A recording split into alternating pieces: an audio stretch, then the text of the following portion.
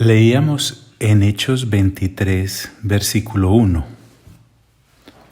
Entonces Pablo, mirando fijamente al concilio, dijo: Varones hermanos, yo con toda buena conciencia he vivido delante de Dios hasta el día de hoy. El sumo sacerdote Ananías ordenó entonces a los que estaban junto a él que le golpeasen en la boca. Entonces Pablo dijo: Dios te golpeará a ti, pared blanqueada. ¿Estás tú sentado para juzgarme conforme a la ley y quebrantando la ley me mandas golpear? Los que estaban presentes dijeron: al sumo sacerdote de Dios injurias. Pablo dijo: no sabía, hermanos, que era el sumo sacerdote, pues escrito está: no maldecirás a un príncipe de tu pueblo. Entonces Pablo, notando que una parte era de saduceos y otra de fariseos, alzó la voz en el concilio: Varones hermanos, yo soy fariseo, hijo de fariseo. Acerca de la esperanza y de la resurrección de los muertos se me juzga. Cuando dijo esto, se produjo disensión entre los fariseos y los saduceos, y la asamblea se dividió. Porque los saduceos dicen que no hay resurrección, ni ángel, ni espíritu, pero los fariseos afirman estas cosas. Y hubo un gran vocerío, y levantándose los escribas de la parte de los fariseos, contendían diciendo: ningún mal hallamos en este hombre, que si un espíritu le ha hablado, o un ángel, no resistamos a Dios. Y habiendo grande disensión, el tribuno, teniendo temor de que Pablo fuese despedazado por ellos, mandó que bajasen soldados y le arrebatasen de en medio de ellos y le llevasen a la fortaleza. Entonces aquí tenemos a un Pablo preso, injustamente, tal vez desanimado. Es posible, claro, ser humano era. Pero miren que en los momentos más oscuros aparece Dios. Porque dice el versículo 11: a la noche siguiente se le presentó el Señor y le dijo. Interesante, fue de noche.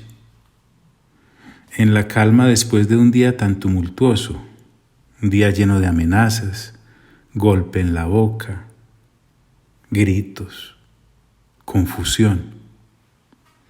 Y entonces acá dice Lucas que se le apareció, se le presentó el Señor, o sea, Jesús mismo, y le dijo. Veamos qué tiene que decir el Señor Jesús a uno de sus discípulos que está siendo precisamente vituperado por dar testimonio de Él. ¿Qué le dirá? Veamos. Lo primero que le dice, que a propósito recuerden que lo tiene Pablo al frente, es: ten ánimo, Pablo. Es decir, tenga coraje, no tenga miedo. El Señor Jesús aparece para darle consuelo y fortaleza. Es la misma compañía de Dios la que nos sostiene en momentos de angustia y peligro. Nos da a entender que Cristo mismo se apersona de infundirnos aliento a todos aquellos que en dificultades estemos. Pero no viene a negarnos los sufrimientos. Vamos a ver que en el versículo 16 las cosas se van a poner peor. El caso es que está allí el Señor Jesús con Pablo, literal. Ten ánimo, Pablo. Además lo llama por nombre propio. Porque es que el Señor Jesús nos conoce por nombre propio. Julián, Amparo, Lina, Anderson, Marco, Alejandra, John. Cada uno por nombre propio. Interesante. Carolina, Yolanda. Cada uno por nombre propio. Es que no, el Señor no nos tiene ahí en el bulto. Ten ánimo, Pablo. Y mira lo que le dice. Pues como has testificado de mí en Jerusalén. Ahora, lo que quiero que observes con atención es que el Señor Jesús no aparece para ofrecerle disculpas a Pablo como que qué pena cómo le está yendo a usted por creer en mí. En ningún momento. Es que a Pablo se le apareció el dueño, aquel que pagó el precio de sangre por él, completico, espíritu, alma y cuerpo. El Señor nos compra completo. Entonces, como Él conoce lo que ha estado ocurriendo en la vida de Pablo, pues le da ánimo. Sin embargo, le dice que ahí no terminan las cosas. Pues como has testificado de mí en Jerusalén. Esto también me indica que además de conocernos por nombre propio, el Señor conoce nuestro trabajo para Él y nuestra dedicación a propagar su nombre.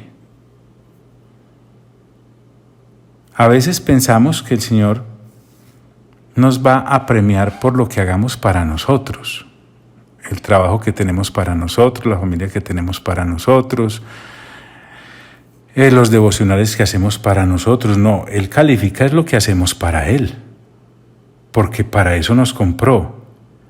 Es que con su sangre hubo una compra, amigo, amiga, así le suene pues muy poco romántico. Es que esto de romanticismo no tiene nada. Nos han vendido un evangelio incorrecto. Fuimos comprados.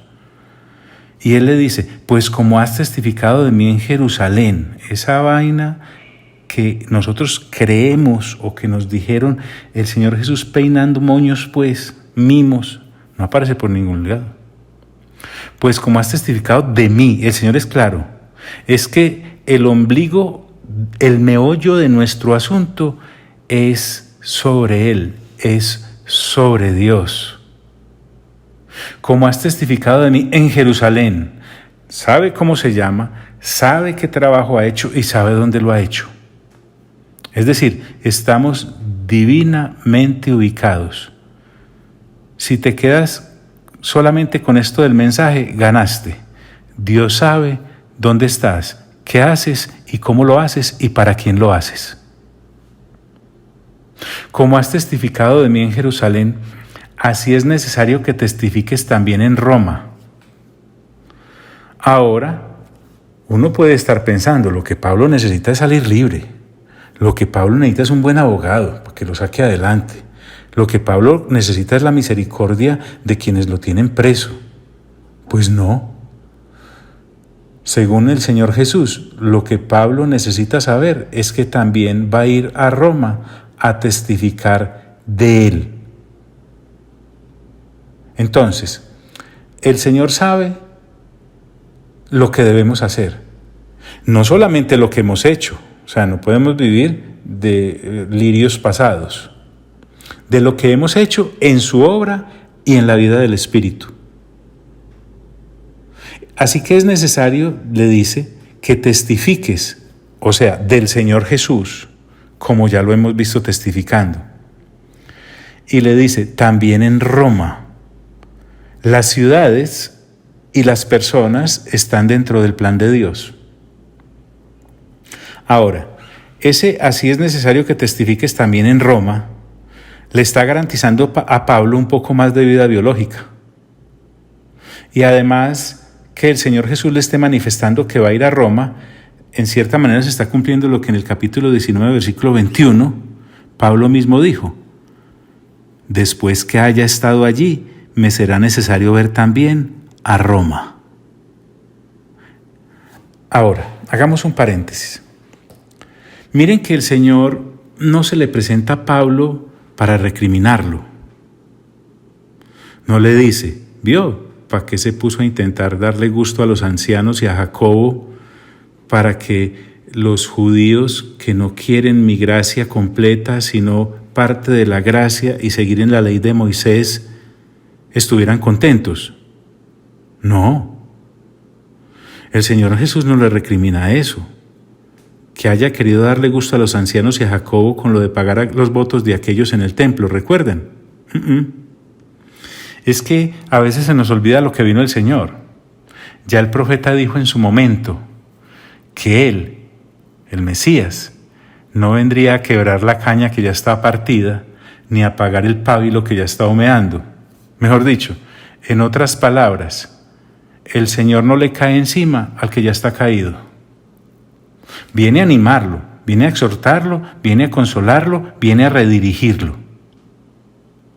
Sí, esta interesante comunión que el Señor Jesús tiene con todos aquellos que le amamos, para Pablo no es extraña.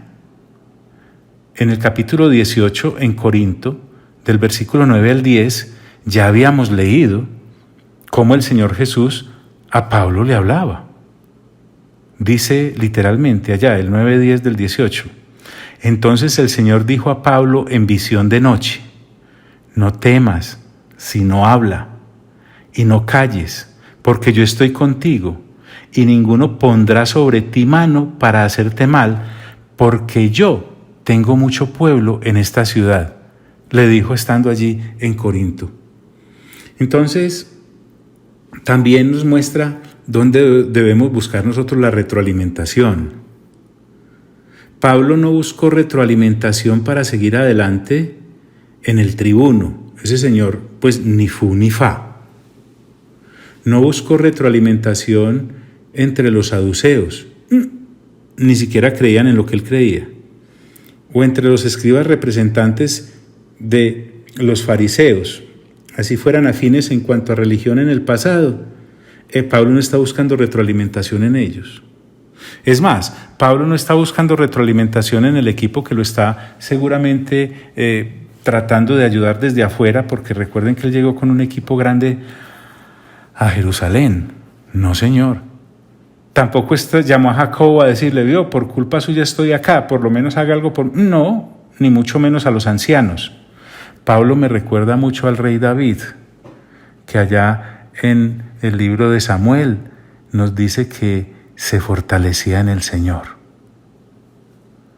Y aquí con mayor razón, con la luz que nos da el nuevo pacto, donde buscamos nosotros fortaleza y retroalimentación. Pues créeme que la única fuente autorizada para hacerlo es el Señor Jesús.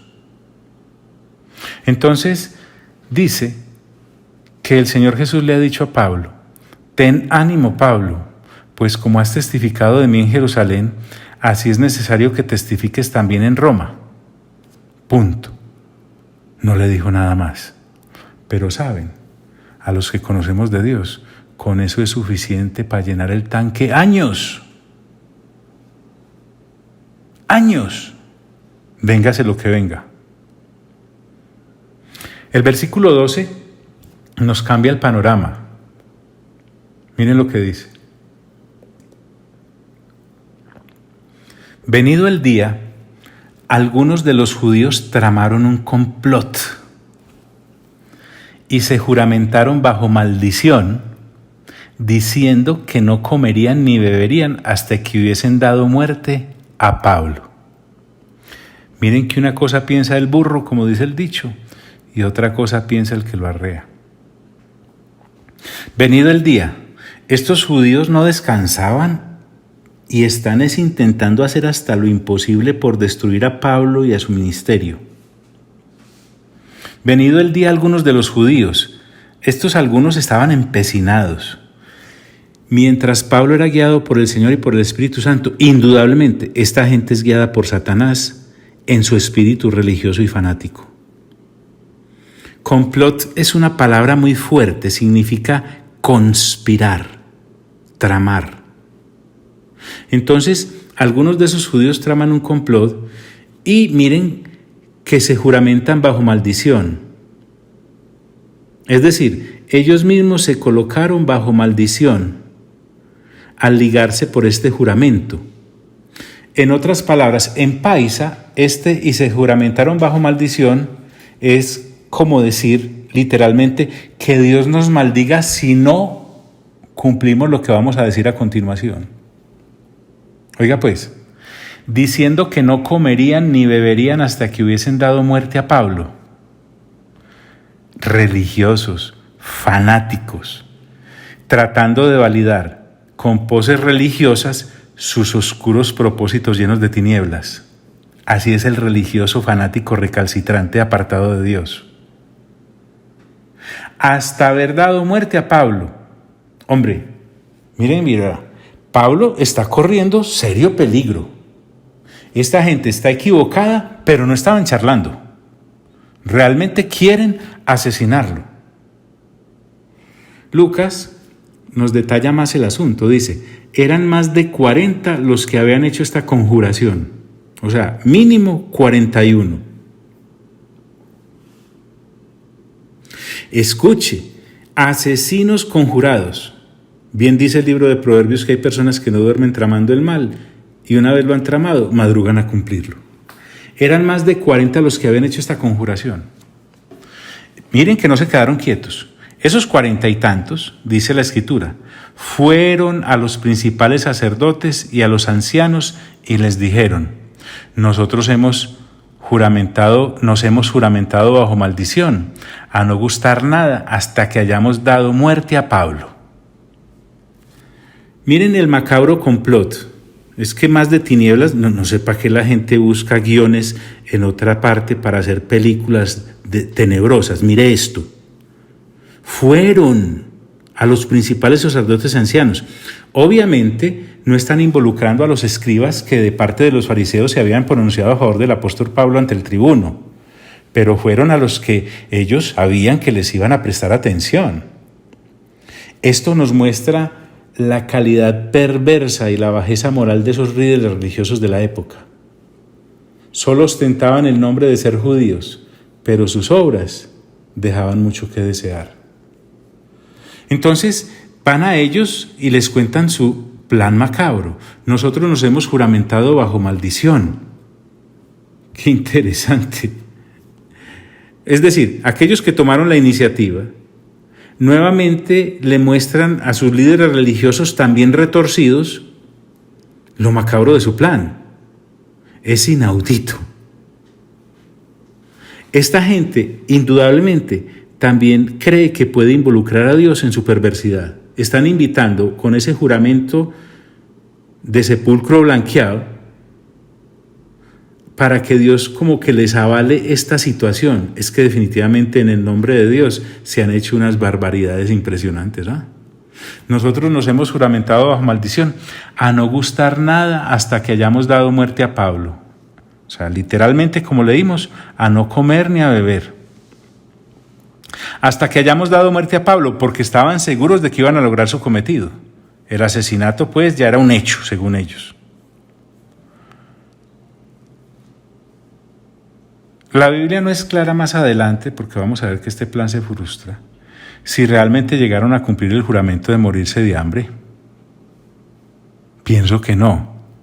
Gente que es capaz de hacer esta clase de cosas en el nombre de su religión, se quitan fácilmente. O sus mismos líderes les dijeron, no, es que ustedes se sobrepasaron, esos líderes torcidos. Ahora, ¿para qué fueron a los escribas, a los ancianos, y al sumo sacerdote, a los sacerdotes, a los principales sacerdotes? ¿Saben para qué? Para involucrarlos. Ahora pues vosotros, con el concilio, requerid al tribuno que le traiga mañana ante vosotros, como que queréis indagar alguna cosa más cierta acerca de él, y nosotros estaremos listos para matarle antes que llegue. Oscuros estos. Seguramente el sacerdote Ananías, sumo sacerdote, estaba a la cabeza de esta situación. Tenemos que estar muy, muy pendientes de los frutos que los líderes religiosos den, porque por el solo hecho de tener un cargo o tener un nombre aparente al servicio de Dios, no significa que estén al servicio de Dios.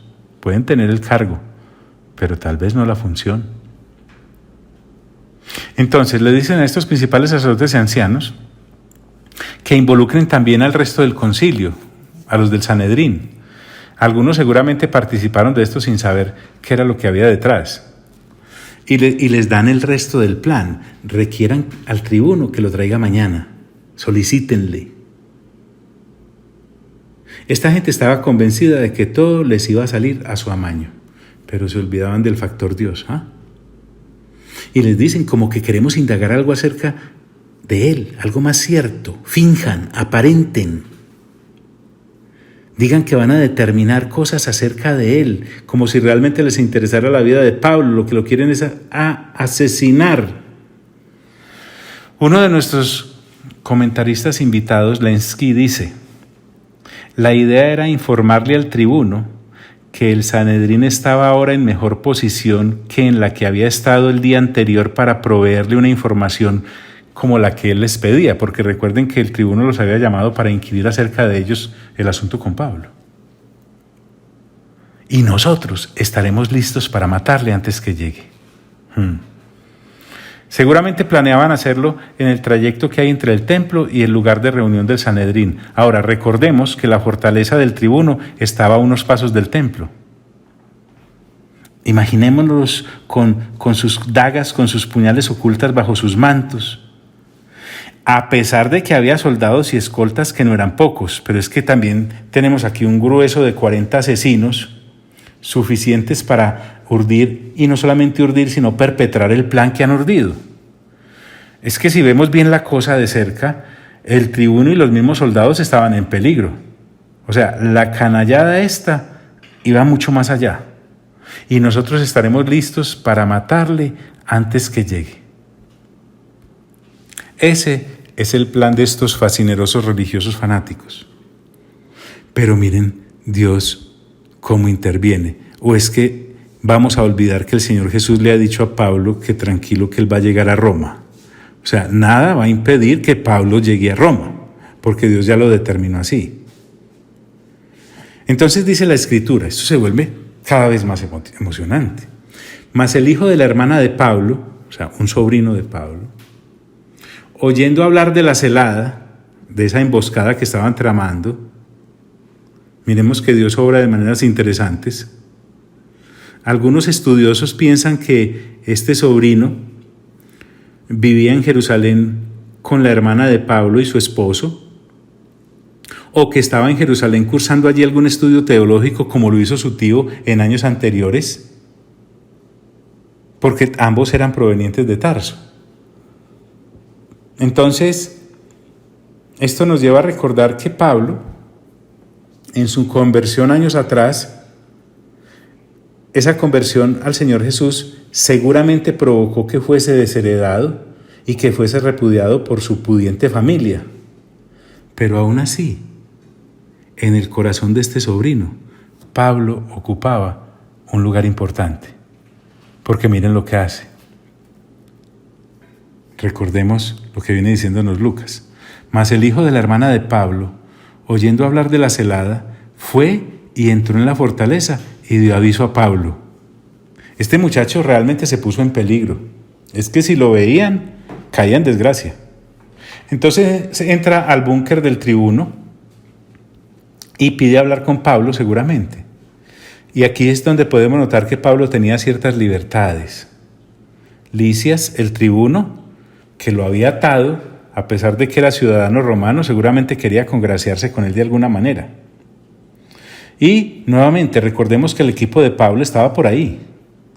Por eso es que esta narración es tan detallada, porque Lucas estaba entre ese grupo, él estaba entre ellos. Fue y entró en la fortaleza y dio aviso a Pablo. Pablo escuchó atentamente a su sobrino. Tan lindo, ¿cierto? Que alguien le pudiese decir, tío a Pablo, oiga tío, están planeando matarlo.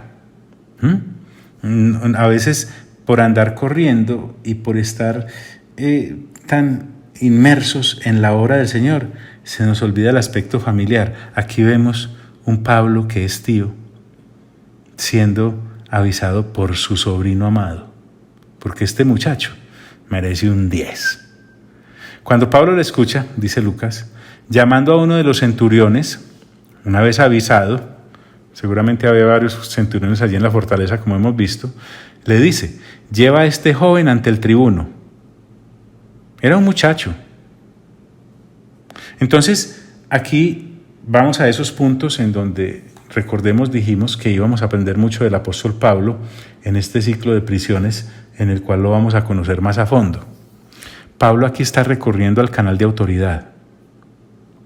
Miren que él había sido animado por la visita del Señor Jesús. De manera que Pablo sabe que no va a morir allí, ni en Jerusalén, ni luego en Cesarea, que vamos a ver que lo llevan allá. Él va a llegar hasta Roma. ¿Cómo va a llegar? Pero llega. No sabemos cómo va a llegar, pero que llega, llega. Porque ¿quién lo dijo? El Señor Jesús. Lleva a este joven ante el tribuno, le dice al centurión, porque tiene cierto aviso que darle, el aviso del complot. Él entonces, tomándole, el centurión, le llevó al tribuno y dijo: el preso Pablo me llamó y me rogó que trajese ante ti a este joven. Cumple órdenes este militar, que este joven tiene algo que hablarte. Y así, ni corto ni perezoso, el tribuno empieza a escucharle, dice la Escritura. El tribuno, tomándole de la mano y retirándose aparte, le preguntó. Es que recordemos que el caso de Pablo es el caso de moda, el que está en las primeras planas de los periódicos de hace 2000 años. Involucra a la religión judía, involucra al imperio romano, están en Jerusalén, ha habido un tumulto, recuerden, no pequeño. Entonces lo toma de la mano y le pregunta, muy aparte, ¿qué es lo que tienes que decirme? El joven mire lo que le dice. Los judíos han convenido en rogarte. Y aquí, aquel complot oculto y supuestamente secreto es expuesto. Los judíos han convenido en rogarte que mañana lleves a Pablo ante el concilio. Eso es lo que tramaron. Como que van a inquirir alguna cosa más cierta acerca de él. O sea, van a estar aparentando. Y miren lo que dice el sobrino al tribuno. Pero tú no les creas. Este joven es muy osado. Porque más de 40 hombres de ellos le acechan. Recuerden, mínimo 41. Los cuales se han juramentado bajo maldición. Qué asco, ¿cierto? Estamos ante un tribuno. Es un pagano. No conoce del Señor Jesús, no conoce de Dios, y se supone que los que conocen de Dios, que son los religiosos judíos, están haciendo todas estas tramoyas y este intento de asesinato y este engaño, y con razón muchas veces la gente no se acerca a Dios. Los cuales se han juramentado bajo maldición, a no comer ni beber hasta que le hayan dado muerte. Es que puedo verlos haciendo eso, ¿no? Y ahora están listos esperando tu promesa. Ellos están esperando es que los atiendas. ¿Cómo sería la cara del tribuno, cierto, amigos? Entonces el tribuno despidió al joven, lo dejó ir, mandándole que a nadie dijese que le había dado aviso de esto. En otras palabras le dijo, váyase pues, pero calladito, calladito pues. Miren la reacción del tribuno, de Lisias. Claudio Lisias. Y llamando a 2 centuriones, el tribuno, recuerden que un centurión era jefe mínimo de 100 hombres cada uno. Y llamando a 2 centuriones, es que esto se pone mejor, miren, mandó que preparasen para la hora 3:00 de la noche, es decir, para las 9 de la noche. Porque pensemos por qué el tribuno va a hacer esto a continuación. Es que recordemos que en este complot, 40 tipos armados, fanáticos religiosos, para matar a Pablo también se van a llevar por delante al que quiera impedírselos. Es decir, en este complot podía morir el tribuno o sus soldados, y además Pablo como ciudadano romano. Aquí vamos a ver que el tribuno aparentemente está orando para cuidar a Pablo, pero en última se está cuidando a sí mismo y a sus hombres. Esto es caridad con uñas, como dice el dicho. Mandó que preparasen para la hora 3:00 de la noche, y observe, 200 soldados de infantería, o sea, de esos que van a pie, 70 jinetes con su respectivo caballo, desde luego, ¿no? O sea que llevamos 200 de a pie y 70 jinetes, y la cosa no queda ahí, y 200 lanceros. Quizá dicen los estudiosos, eran arqueros u honderos, o tiradores de jabalina o de dardo. Los conocedores de la milicia romana saben que todo esto, es decir, los 200 lanceros, los 70 jinetes y los 200 soldados, es una representación de lo que es todo el ejército romano. Aquí está presente la infantería pesada, la caballería y las tropas de armas ligeras. Es mucha gente. 200 lanceros, 70 jinetes y 200 soldados para que fuesen hasta Cesarea. Además les da el destino, salen a las 9 de la noche, miren ustedes, y que preparasen cabalgaduras en que poniendo a Pablo le llevasen en salvo a Félix el gobernador. Este Pablo va a ir a caballo o en mula como mínimo. Entonces cuando dice que les prepare cabalgaduras es para Pablo y para los soldados directamente responsables, es decir, además de aquellos que ya ha ordenado que se preparen. Entonces deben llevarlo a salvo. ¡Qué obligación! Es que donde a Pablo le pase algo, los que tienen la responsabilidad son estas personas que están para custodiarlo.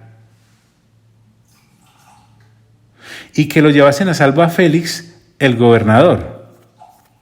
Vamos a ver un poco más de Félix adelante, yendo a la historia.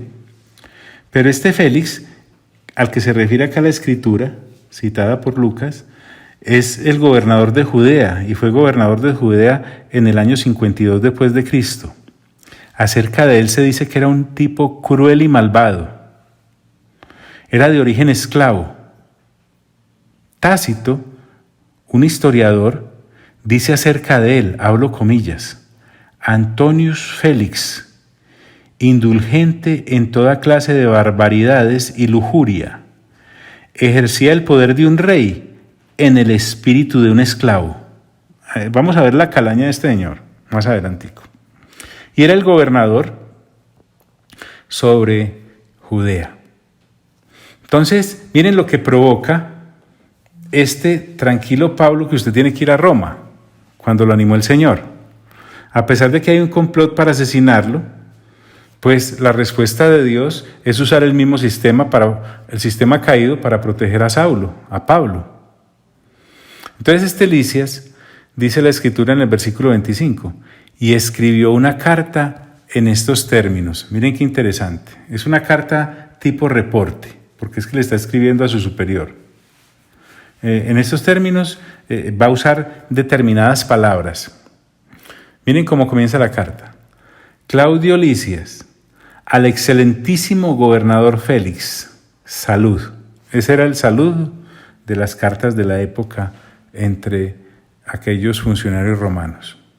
A este hombre, refiriéndose a Pablo, aprendido por los judíos, lo cual es cierto, y que iban ellos a matar, lo cual es cierto, es una carta que le están escribiendo a Félix, lo libré yo acudiendo con la tropa, también es cierto, habiendo sabido que era ciudadano romano. Esto sí es falso, porque este tribuno se dio cuenta de que Pablo era ciudadano romano cuando lo iba a azotar, no cuando lo libró de aquella turba que lo iba a asesinar. Pero bueno, tenía que acomodar la cosa. Habiendo sabido que era ciudadano romano y queriendo saber la causa por la que le acusan, también es cierto, le llevé al concilio de ellos. Sí, bien. Y hallé que le acusaban por cuestiones de la ley de ellos. Aquí hay algo interesante. Nada que ver con la ley romana. Entonces, ¿por qué no lo ha soltado? Este es un complot del cual lo quiere salvar, pero hubiese podido haber hecho algo más este tribuno, pero no lo hizo. Y hallé que le acusaban por cuestiones de la ley de ellos, pero que ningún delito tenía digno de muerte o de prisión. Ahí es donde yo digo, ¿y entonces por qué no lo soltó? Pero al ser avisado de acechanzas, ¿cierto? Recordemos que el sobrino fue y le avisó por recomendación de Pablo, que los judíos habían tendido contra este hombre, ¿sí? Al punto le he enviado a ti. Qué interesante. Miren, No es que uno sea malicioso, sino que sabe. Miren, lo que hizo este tribuno fue deshacerse del problema al enviárselo a Félix. Mejor dicho, ahí está el otro dicho, delegó para arriba. Hay gente experta en eso. Y aquí, mejor dicho, este Pilato le quedó cortico. Al punto le he enviado a ti, intimando también a los acusadores, a los molestos judíos fanáticos, que traten delante de ti lo que tengan contra él. Mejor dicho, este señor debería llamarse Lisias el Olímpico. Le mandó el problema a Félix. Que traten delante de ti lo que tengan contra él. Pásalo bien. Chao. Se despidió. Entonces, toda esta situación que estamos mirando nos lleva a ver cómo Dios obra en el diario vivir del ser humano en su respectiva época y generación en medio de sus circunstancias. En el versículo 31, Lucas nos dice: y los soldados, tomando a Pablo, como se les ordenó, le llevaron de noche a Antípatris. Los soldados, pues muy obedientes. Antípatris está a un día de marcha, que para una legión romana como la que estamos mirando acá, que está participando en el desplazamiento para llevar a Pablo, equivale a que en un día se desplazaban unos 36 kilómetros. Es que recuerden, unos iban a pie y otros a caballo. Entre otras cosas, pues para los que hacemos ejercicio, el estado físico de esta gente es admirable. Uno con un uniforme que realmente no debía ser muy cómodo, porque para correr, imagínese usted, y además de noche, esto es admirable, para que no pasemos de largo por aquí, pues porque merece el detalle. Y al día siguiente, dejando a los jinetes que fuesen con él, es decir, a una buena distancia de los del complot, que a propósito están aguantando hambre allá porque esto lo hicieron de noche. Entonces, se devuelven 200 soldados, pero siguen con él los 70 jinetes, o sea, toda la caballería. Quiero llamar tu atención sobre algo. Es que, muchachos, amigas, amigos, son 200 soldados de infantería, sume, más 70 jinetes de caballería, son 270, más 200 lanceros, son 470. 470 hombres armados hasta los dientes y los 70 caballos.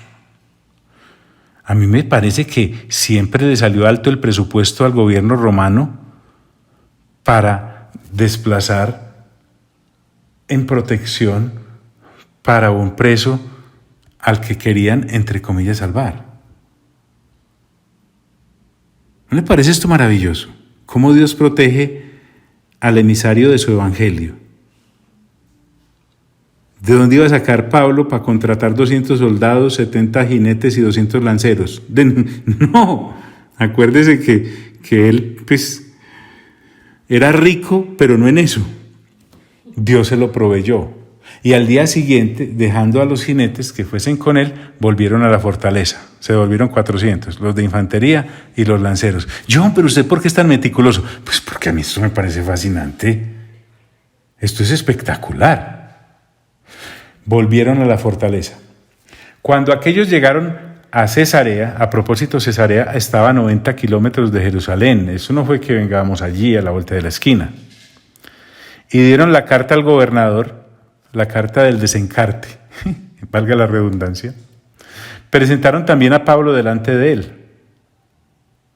Saben, a veces no entendemos las bendiciones. Aquí tenemos la bendición de Dios en forma de preso. La bendición de Dios, que es Pablo, con el mensaje de Dios, que son las buenas nuevas, va camino a Roma.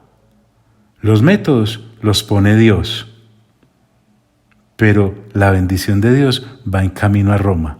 Ya se ha desplazado 90 kilómetros y está en Cesarea. Y tampoco vamos a pelear mucho por el tiempo.